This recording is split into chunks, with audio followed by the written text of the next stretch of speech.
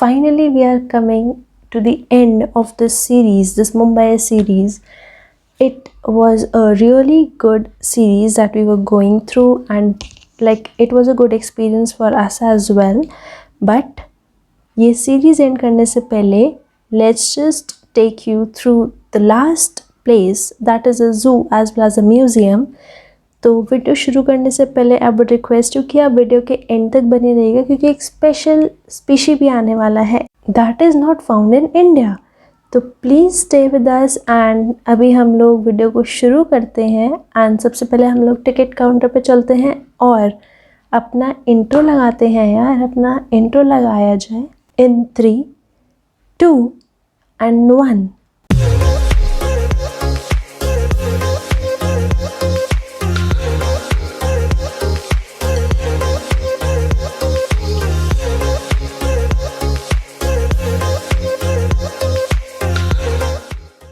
Hey guys, welcome back to our channel Eternal Traveler. My name is Anshika. I hope everyone is doing great and staying safe at their place. तो आज हम लोग आए हैं zoo and museum को explore करने, जो हम आपको इस वीडियो में दिखाएंगे.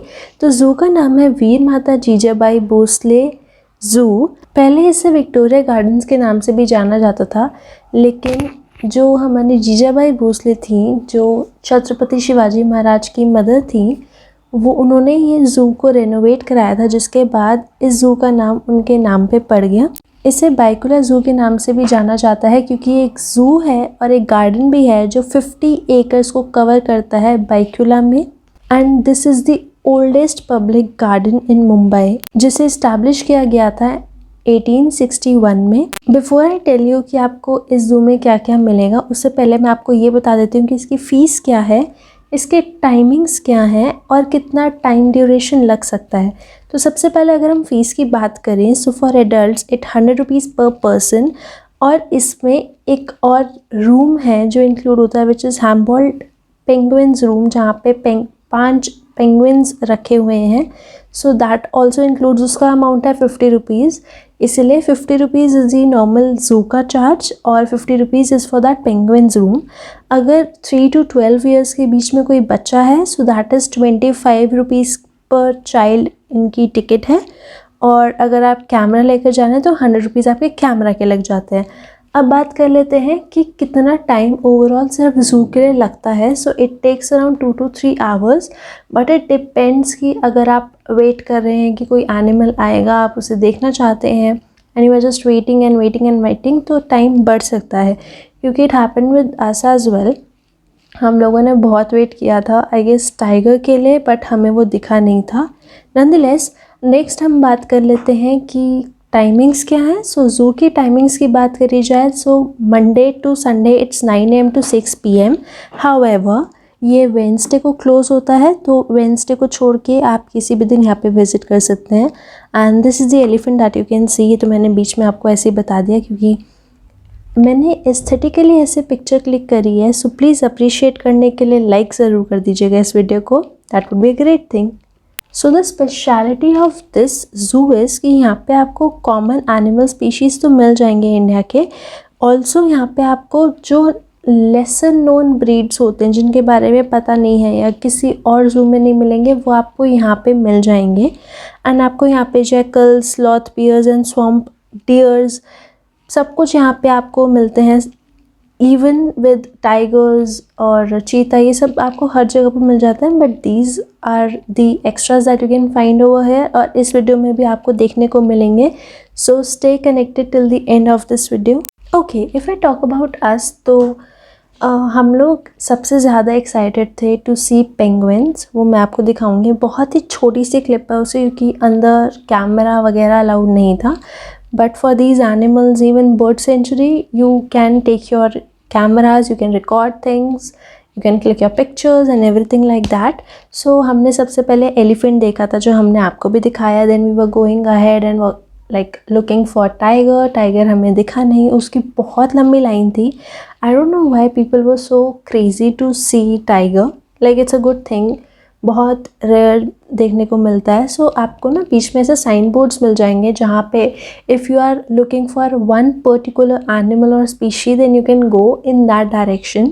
आप उस डायरेक्शन में जा सकते हो जहाँ पे आपको ज़्यादा इंटरेस्ट है, जिस एनिमल या स्पीशी में आपको ज़्यादा इंटरेस्ट है, so that you don't waste time कि आपको कोई एक स्पेसिफिक एनिमल नहीं देखना है लेकिन आप स्टिल उस जगह पे जा रहे हो just to waste your time. So it's better you take a direction, you go in that direction जो आप देखना चाहते हो.